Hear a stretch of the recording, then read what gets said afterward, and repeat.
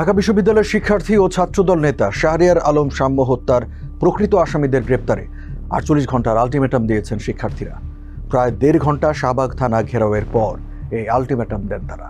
দর্শক, এসব নিয়ে এখনকার টিবিএস নিউজ আপডেটস, সাথে আছে আমি রঞ্জু ইফতেখার।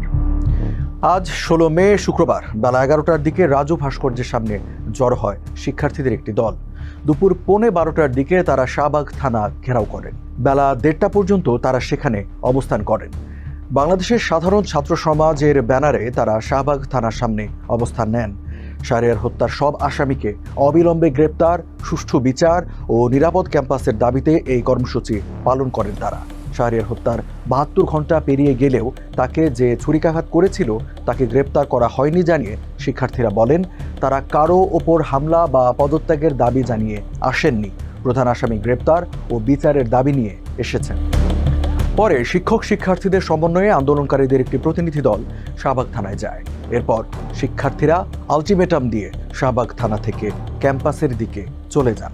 দর্শক, এই ছিল এখনকার টিবিএস নিউজ আপডেটস। আর সংবাদ ও বিশ্লেষণ জানতে টিবিএস এর সাথেই থাকুন।